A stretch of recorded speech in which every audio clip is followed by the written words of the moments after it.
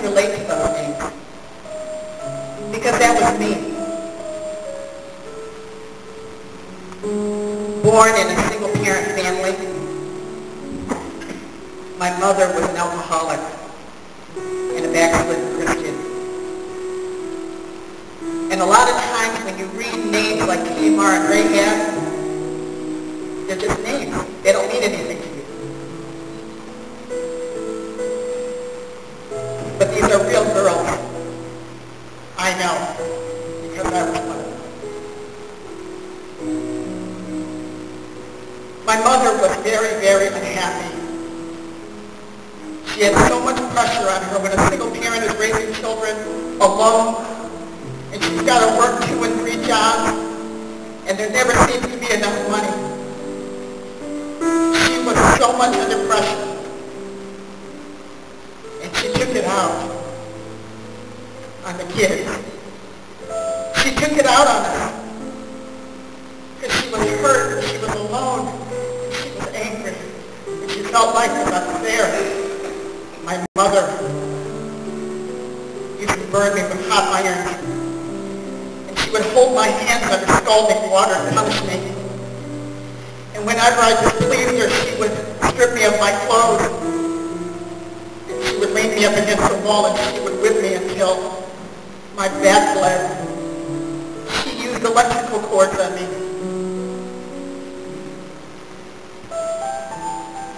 And when I was 13 years old, my mother sold me to a man. And he promised to only take me for 2 weeks, but he took me to Canada. And once I got there, I realized this man had a horrible problem with his temper, and he used to beat me until I was unconscious. And then he would take pictures of me.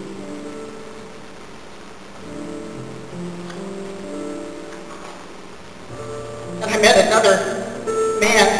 I thought he was a friend. And he said that he would help me run away from this man that was beating me. And so I went with him. And he bought me clothes, and he took me to nice restaurants, and he gave me a nice place to live in. And then he just said, a pretty girl like you doesn't have to be without money. And I have a friend of mine who's real lonely, and if you would just spend some time with him. I didn't have anything at the time, nothing of my own. And so at that time I turned to prostitution. It made me feel so ashamed. It brought back all the shame I felt with my stepfather. See, when I was a little girl, my stepfather sexually abused me. And there's so much shame and loneliness that you feel through that. And prostitution just added to it. I lived like that for a long time.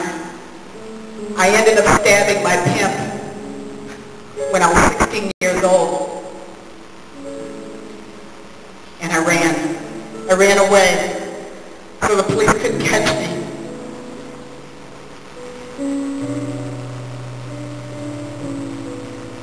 When I was 14 years old, I met a man, and he told me that he knew how to take away all the pain, and I'd have peace in my life. And at 14, I started to use heroin. I started to shoot heroin. And he was right. Because all the anger, and all the shame and the loneliness, all the abandonment, the horror that was home, my mother, the beatings, my father, the sexual abuse, it all melted away. And for years I lived in a stupor of drugs and alcohol, robbing businesses, robbing people's houses, lying, stealing, being locked up in jails, in and out of drug rehab centers. When I was 18 years old, my sister died of a heroin overdose. She had spent time in prison. She was only 25 years old when she died. She didn't make it. And I wondered if I would ever make it. I didn't think I would.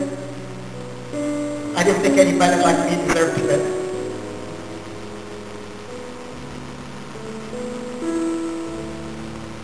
One day, I went into the bathroom and I looked at myself in the mirror.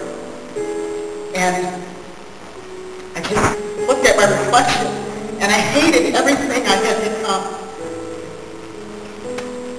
And I just said to myself, look at you. You're so ugly. You're everything you ever hated in life. You don't even deserve to live. And I took all the drugs I had that day.